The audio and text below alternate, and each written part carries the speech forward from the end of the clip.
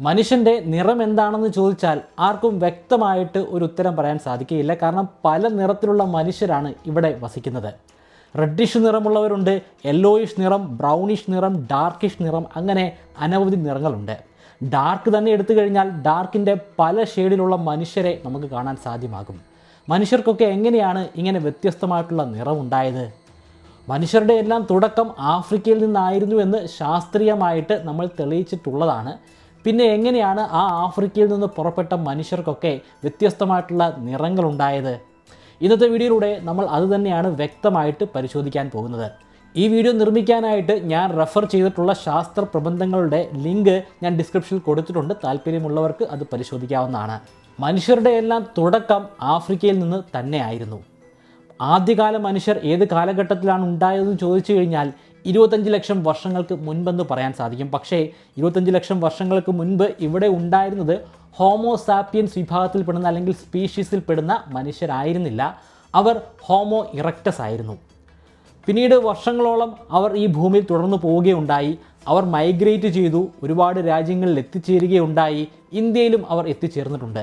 ഇന്ത്യയിൽ നിന്ന് കണ്ടെത്തിയിട്ടുള്ള നർമ്മദ മാൻ്റെ ഫോസിൽ അത് ഹോമോ ഇറക്റ്റസിൻ്റെ ആണെന്ന് നേരത്തെ തന്നെ നമുക്ക് മനസ്സിലാക്കാൻ സാധിച്ചിട്ടുള്ളതാണ്. ഹോമോസാപ്പിയൻസിൻ്റെ തുടക്കം 2.5 ലക്ഷം വർഷങ്ങൾക്ക് മുൻപ് മാത്രമാണ്. കാരണം അതിലും പഴക്കമുള്ള ഫോസിലുകൾ നമുക്ക് ഇതുവരെയായിട്ടും ലഭ്യമായിട്ടില്ല. ആഫ്രിക്കയിലെ എവിടെയായിരുന്നു ഇതിൻ്റെ എല്ലാം തുടക്കമെന്ന് ചോദിച്ചാൽ കൃത്യമായിട്ട് നമുക്കൊരു ഉത്തരം പറയാൻ സാധിക്കുകയില്ല. എങ്കിലും നമുക്ക് ചൂണ്ടിക്കാണിക്കാൻ സാധിക്കുന്ന ഒരു പ്രദേശമുണ്ട്. ഹോമോസാപ്പിയൻസിൻ്റെ തന്നെ ഏറ്റവും പഴക്കമുള്ള ഫോസിലുകൾ ലഭ്യമായിട്ടുള്ള ഒരു വലിയ പ്രദേശം. വിക്ടോറിയ ലേക്ക് എന്ന പേരിൽ അറിയപ്പെടുന്ന പ്രദേശമാണ്. അത് ആഫ്രിക്കയിലാണ് സ്ഥിതി ചെയ്യുന്നത്. 3 രാജ്യങ്ങളുടെ അതിർത്തിയിലായിട്ടാണ് അതിൻ്റെ സ്ഥാനം. കെനിയ, ടാൻസാനിയ, ഉഗാണ്ട എന്നൊക്കെയാണ് ആ രാജ്യങ്ങളുടെ പേര്. അവിടെ നിന്നാണ് പിന്നീട് മൈഗ്രേഷൻ ആരംഭിച്ചത്. ഓരോ സ്ഥലങ്ങളിലേക്ക് എത്തിച്ചേരാമെന്ന് തീരുമാനിച്ച് അവർ യാത്ര പുറപ്പെട്ടതൊന്നും ആയിരുന്നില്ല. അവരുടെ ലക്ഷ്യമെന്ന് പറയുന്നത് ഭക്ഷണമായിരുന്നു. കൂടുതൽ ഭക്ഷണം ലഭ്യമാകാനായിട്ട്, ജലം ലഭ്യമാകാനായിട്ട് അവർ പല ഭാഗങ്ങളിലേക്ക് ചേക്കേറാൻ തുടങ്ങി. അങ്ങനെയാണ് ലോകത്തിൻ്റെ വിവിധ ഭാഗങ്ങൾ അവർ എത്തിച്ചേർന്നത്. അവരെങ്ങനെയാണ് ഇന്ത്യയിൽ എത്തിച്ചേർന്നത്, ആദ്യത്തെ ഇന്ത്യക്കാരുണ്ടായത് എങ്ങനെയാണ്, ആ കാര്യങ്ങളിലേക്കൊന്നും ഞാൻ കടക്കുന്നില്ല. കാരണം കുറച്ച് നാളുകൾക്ക് മുൻപ് മാത്രം ഞാൻ അതിനെക്കുറിച്ച് വിശദമായിട്ടൊരു വീഡിയോ ചെയ്തിട്ടുള്ളതാണ്. താല്പര്യമുള്ളവർക്ക് അതിൻ്റെ ലിങ്ക് ഞാൻ ഫസ്റ്റ് കമൻറ്റിലും അതുപോലെ ഐ ബട്ടണിലും കൊടുക്കുന്നുണ്ട്, പരിശോധിക്കാവുന്നതാണ്. നമുക്ക് ഈ നിറവുമായിട്ട് ബന്ധപ്പെട്ടിട്ടുള്ള കാര്യങ്ങൾ മാത്രം പരിശോധിക്കാവുന്നതാണ്. 2.5 ലക്ഷം വർഷങ്ങൾക്ക് മുമ്പാണ് ഹോമോസാപ്പിയൻസിൻ്റെ തുടക്കമെന്ന് പറഞ്ഞു. അത് എവിടെയായിരുന്നു എന്നും പറഞ്ഞു. ഏകദേശം ഒരു ധാരണ നമുക്കുണ്ട്. അവിടെ നിന്നും മൈഗ്രേഷൻ ആരംഭിക്കുകയാണ്. ആ മൈഗ്രേഷൻ ശരിക്കും ഏത് കാലഘട്ടത്തിൽ ആരംഭിച്ചു എന്ന് പറയാൻ സാധിക്കുകയില്ല. എന്നാലും ഏതാണ്ട് ഒരു 1.5 ലക്ഷം വർഷങ്ങൾക്ക് മുമ്പ് അതിൻ്റെ തുടക്കമായി. അവർ വിക്ടോറിയ ലേക്കിൻ്റെ ഭാഗത്തു നിന്നും ഉത്തരഭാഗത്തേക്കാണ് കുടിയേറ്റം ആരംഭിച്ചത്. ഉത്തരഭാഗത്തേക്ക് സഞ്ചരിച്ച് ഒടുവിൽ ഇന്നത്തെ മിഡിൽ ഈസ്റ്റിൽ എത്തിച്ചേർന്നു. നമ്മൾ മലയാളികൾ ഗൾഫ് രാജ്യങ്ങളെന്ന് പറയുന്ന അതേ പ്രദേശത്ത് തന്നെ.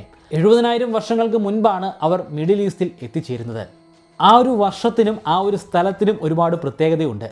അവരവിടെ എത്തിച്ചേർന്നു എന്നുകൊണ്ട് ഉദ്ദേശിക്കുന്നത് ആഫ്രിക്കയിൽ ഉണ്ടായിരുന്ന മുഴുവൻ ഹോമോസാപ്പിയൻസും അവിടെ എത്തിച്ചേർന്നു എന്നല്ല. അതിൻ്റെ ഒരു ചെറിയ ഭാഗം മാത്രമാണ് മിഡിൽ ഈസ്റ്റിൽ എത്തിച്ചേർന്നത്. 70,000 വർഷങ്ങൾക്ക് മുൻപ് ആ ഭൂഭാഗത്ത് ഒരു വിസ്മയകരമായിട്ടുള്ള മാറ്റം സംഭവിച്ചു.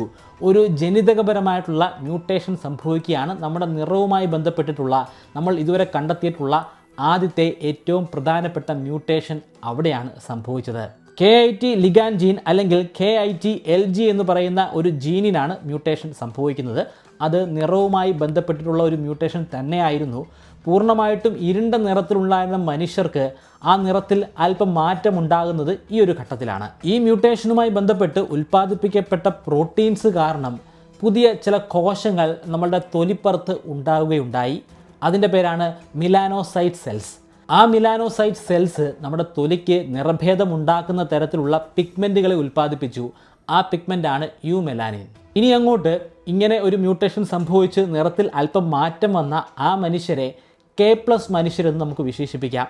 ആഫ്രിക്കയിൽ ഇപ്പോഴും തുടർന്നു പോകുന്ന ഈ മാറ്റം സംഭവിച്ചിട്ടില്ലാത്ത മനുഷ്യരെ K- പീപ്പിൾ എന്നും വിശേഷിപ്പിക്കാം. മിഡിൽ ഈസ്റ്റിലുള്ള K+ പീപ്പിൾ വീണ്ടും മൈഗ്രേഷൻ തുടരുകയായിരുന്നു.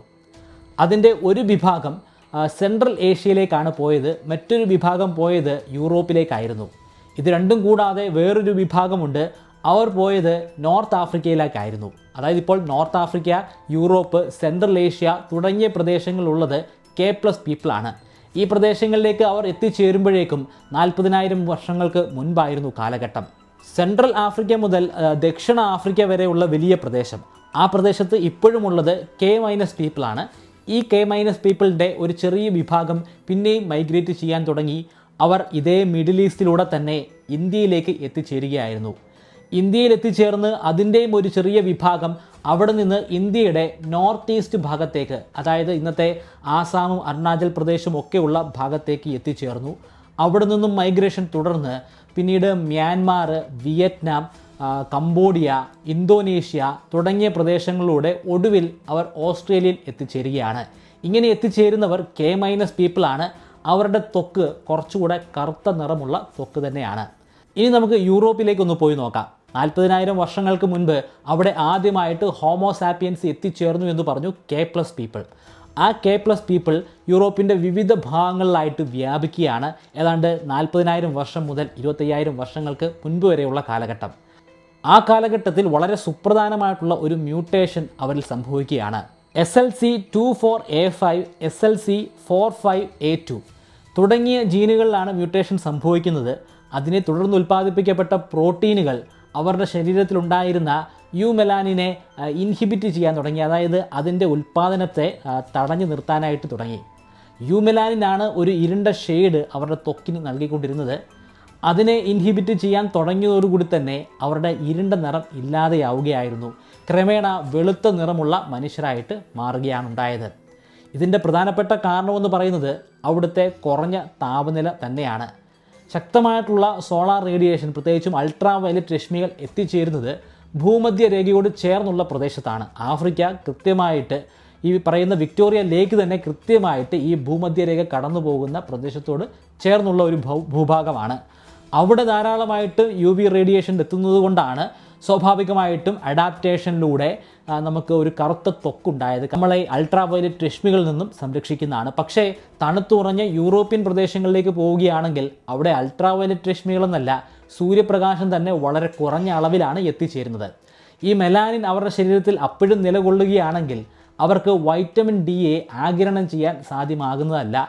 അത് കാരണം അവർക്ക് വംശനാശം തന്നെ സംഭവിക്കാനുള്ള സാധ്യതയുണ്ട്. അങ്ങനെയാണ് അവരുടെ ശരീരത്തിൽ ജനിതകപരമായിട്ടുള്ള മാറ്റങ്ങൾ സംഭവിച്ചത്.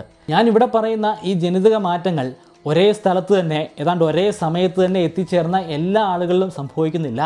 ഒരു ചെറിയ വിഭാഗത്തിനാണ് ഈ മാറ്റം സംഭവിക്കുന്നത്. അവരുടെ അടുത്ത തലമുറകളിലൂടെ ഈ മാറ്റങ്ങൾ കൈമാറുകയാണ് ഉണ്ടായത്. അങ്ങനെ മാറ്റങ്ങൾ സംഭവിക്കാതെ പോയിട്ടുള്ള മനുഷ്യർ, അവർക്ക് ആ ഒരു പരിസ്ഥിതിയിൽ നിലനിൽക്കാൻ സാധിക്കാതെ പോയി. അങ്ങനെ വർഷങ്ങൾ കൊണ്ട് അവരുടെ തലമുറ തന്നെ ഇല്ലാതെയാവുകയായിരുന്നു. അതിനെയാണ് നമ്മൾ സർവൈവൽ ഓഫ് ദ ഫിറ്റസ്റ്റ് എന്ന് വിശേഷിപ്പിക്കുന്നത്. ഞാനിവിടെ പറഞ്ഞ 2 ജനിതക മാറ്റങ്ങളായിട്ടുള്ള SLC24A5ഉം SLC45A2ഉം ഈ മാറ്റങ്ങളൊക്കെ തന്നെയും യൂറോപ്പിലുള്ള ആളുകൾ ഒരേ തരത്തിലുള്ള മാറ്റങ്ങളല്ല ഉണ്ടാക്കിയത്, അല്ലെങ്കിൽ അവരുടെ നിറങ്ങൾ ഒരേ തരത്തിലുള്ള മാറ്റമല്ല ഉണ്ടാക്കിയത്. ചില ആളുകളിൽ യുമെലാനിൻ്റെ ഉൽപ്പാദനം പൂർണ്ണമായിട്ടും ഇൻഹിബിറ്റ് ചെയ്തപ്പോൾ ചില ആളുകളിൽ ചെറിയ അളവിലെങ്കിലും യുമെലാനിൻ ഉണ്ടായിരുന്നു. അതുകൊണ്ട് തന്നെ യൂറോപ്പിലെ വിവിധ ഭാഗങ്ങളിലായിട്ട് ആ വെളുത്ത നിറത്തിൽ തന്നെ അല്പം വ്യത്യാസങ്ങൾ നമുക്ക് കാണാൻ സാധിക്കുന്നതാണ്. ചിലരിലൊക്കെ ഏതാണ്ട് ഒരു ചുവന്ന ഷെയ്ഡ് പോലും നമുക്ക് കാണാൻ കഴിയുന്നതാണ്. 40,000 വർഷങ്ങൾക്ക് മുൻപ് സെൻട്രൽ ഏഷ്യയിൽ എത്തിച്ചേർന്ന K+ പീപ്പിളിനെ കുറിച്ച് പറഞ്ഞു. അവരിലും പിന്നീട് മാറ്റങ്ങൾ സംഭവിക്കുന്നുണ്ട്. വളരെ പ്രാധാന്യമറിയിക്കുന്ന മാറ്റം തന്നെയാണ്. MFSD12 മ്യൂട്ടേഷനാണ് അവരിൽ സംഭവിച്ചത്. അതിനെ തുടർന്ന് ഫിയോമിലാനിൻ എന്ന ഒരു സെക്രീഷൻ അല്ലെങ്കിൽ ഒരു പിഗ്മെൻ്റാണ് ഉണ്ടായത്. ആദ്യമായിട്ടാണ് ഫിയോമിലാനിൻ ഉണ്ടാകുന്നത്. ആ ഫിയോമിലാനിൻ്റെ സാന്നിധ്യം കാരണം ഒരു റെഡിഷ് അല്ലെങ്കിൽ യെല്ലോയിഷ്, അതുമല്ലെങ്കിൽ ഒരു ബ്രൗണിഷ് നിറമൊക്കെ ഉണ്ടാകുന്നു. ഇന്ന് നമുക്ക് കാണാൻ സാധിക്കുന്ന ചൈനയിലുള്ള ആളുകൾ, ചൈനയിലും അതിനോട് ചേർന്നുള്ള പ്രദേശങ്ങളുടെ ആളുകളുടെ നിറം ഏതാണ്ട് ഈ ഒരു നിറം തന്നെയാണ്.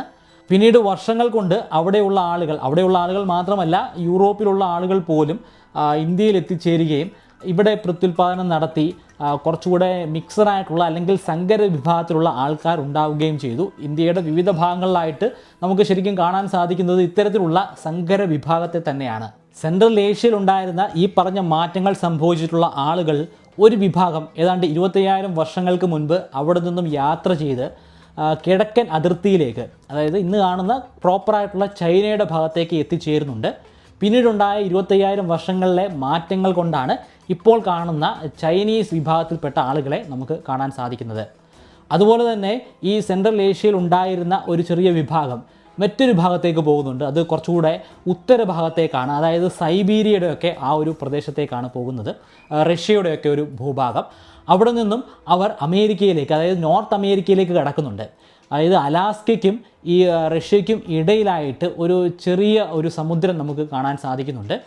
ബെറിങ് സ്ട്രീറ്റ് എന്ന പേരിലാണ് അത് അറിയപ്പെടുന്നത്. ആ ബെറിങ് സ്ട്രീറ്റും താണ്ടി ആ ഒരു കാലഘട്ടത്തിൽ അവർ നോർത്ത് അമേരിക്കയിലേക്ക് എത്തിച്ചേരുകയാണ്. അത് ഏതാണ്ട് ഒരു 20,000 വർഷങ്ങൾക്ക് മുൻപാണ് നോർത്ത് അമേരിക്കയിൽ ഇപ്രകാരം എത്തിച്ചേർന്ന മനുഷ്യർ അവിടെ നിന്നും മൈഗ്രേറ്റ് ചെയ്ത് സൗത്ത് അമേരിക്കയിലേക്ക് എത്തിച്ചേരുന്നുണ്ട്. ഏതാണ്ട് ഒരു 10,000 വർഷങ്ങൾക്ക് മുൻപാണ് സൗത്ത് അമേരിക്കയുടെ ഏറ്റവും ദക്ഷിണ ഭാഗത്തായിട്ട് ഈ മനുഷ്യർ എത്തിച്ചേരുന്നത്. 25,000 വർഷം കൊണ്ട് നിറങ്ങൾക്ക് മാറ്റം നൽകുന്ന ഈ മ്യൂട്ടേഷൻ അവസാനമാകുന്നില്ല. അതിനുശേഷവും പല സ്ഥലങ്ങളിൽ വ്യത്യസ്തമായിട്ടുള്ള ചെറിയ മ്യൂട്ടേഷനുകളൊക്കെ സംഭവിക്കുന്നുണ്ട്. നമുക്കവിടെ എടുത്തു പറയാൻ സാധിക്കുന്ന 2 മ്യൂട്ടേഷനുകളുണ്ട്. ഒന്ന് OCA2-ഉം മറ്റൊന്ന് MC1R-ഉം. ഈ മാറ്റങ്ങൾ സംഭവിക്കുന്നത് പ്രധാനമായിട്ടും ഏഷ്യയിലും അതുപോലെ യൂറോപ്യൻ പ്രദേശങ്ങളിലുമാണ്. അതിനു പുറമെ ഈ പറയുന്ന നോർത്ത് അമേരിക്കയിലും സൗത്ത് അമേരിക്കയിലുമൊക്കെ ചെറിയ രീതിയിലുള്ള മാറ്റങ്ങൾ സംഭവിച്ചുകൊണ്ട് തന്നെ ഇരിക്കുകയാണ്. പക്ഷേ അതിൻ്റെയൊക്കെ ആ ഒരു ഫലം നമുക്ക് മനസ്സിലാക്കാൻ സാധിക്കുന്നത്, അല്ലെങ്കിൽ അത് പൂർണ്ണമായിട്ടും മാറുന്നത് വർഷങ്ങൾ കൊണ്ടാണ്. ഇപ്പോൾ 25,000 വർഷങ്ങൾക്ക് മുൻപ് ഒരു സംഭവം നടന്നു എന്ന് ഞാൻ പറഞ്ഞു കഴിഞ്ഞാൽ കൃത്യം ആ ഒരു വർഷത്തിലോ അല്ലെങ്കിൽ ആ ഒരു 10 വർഷത്തിലോ അല്ലെങ്കിൽ ഒരു 100 വർഷത്തിലോ ഒന്നും സംഭവിക്കുന്നതല്ല.